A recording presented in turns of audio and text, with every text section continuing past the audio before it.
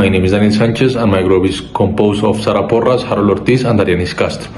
Next, we will talk a bit about the relationship between India and Peru.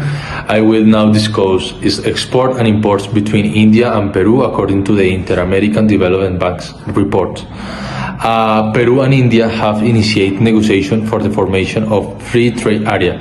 These negotiations have already completed their fourth round and cover not only tariff and trade regulation, but also investment, dispute resolution, trade facilitation, and the movement of people.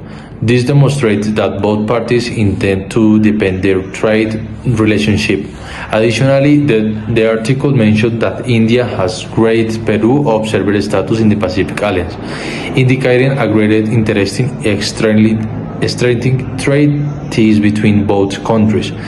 It is also mentioned that India has offered a tariff preference to Peru under a preferential trade agreement signed with Mercosur. This suggests that India has an interest in promoting trade with Peru. In terms of future possibilities, the article highlights that both parties have raised their ambition and are seeking to provide preferential access to more products and update the rules governing bilateral trade. In summary, the trade relations between India and Peru is in a process of development with ongoing negotiations to form a free trade area with detailed information on current of future exports and imports. It is not provided. It can be inferred that there is a mutual interest in strengthening trade ties and promoting bilateral trade. I am going to tell about the relations India and Peru. India and Peru established diplomatic relations in the 20th century. In 1963, Peru opened this embassy in India in 1964, after India was a remaining observer country status in the Pacific Alliance. Peru and India began a negotiation for the formation of a free trade.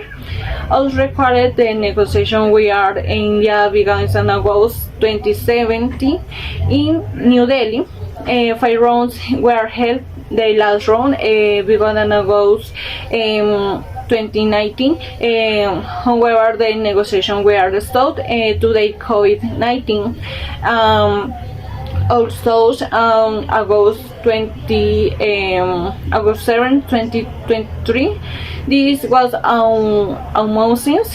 announced that negotiations were resolved. In the last round that was presented, various topics were discussions such as market access, customer process, and trade facilitations, and sanitary and phytosanitary measures, and technical barriers to trade, investment, dispute resolutions, cooperation, among others.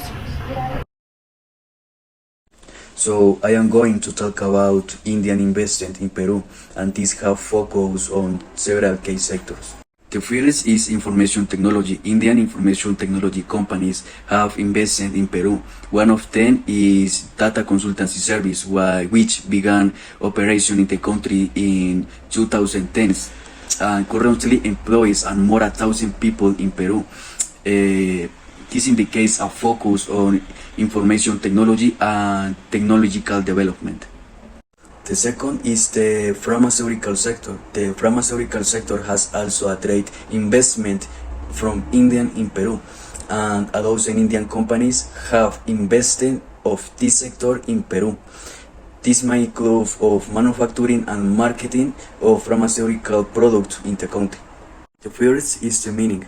According to the Ministry of External Affairs of India, 5 Indian companies have invested around $30 million in the mining sector of Peru.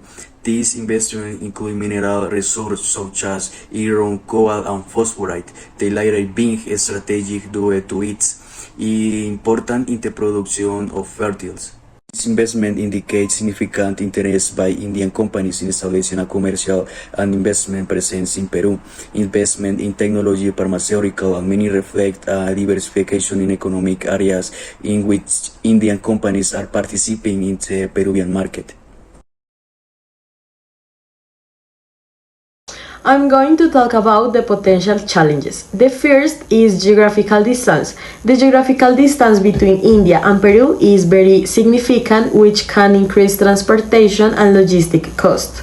However, this barrier can be overcome through efficient transportation routes and favorable trade agreements. The second is diversification of trade. Currently, trade has been focused on some key products. Diversifying trade and exploring new areas such as technology, pharmaceutical, and service can be a challenge but also an opportunity for both countries. The third is regulatory challenges. Difference in regulation and customs producers can create obstacles to smooth trade. Simplifying producers and harmonizing regulation can facilitate trade.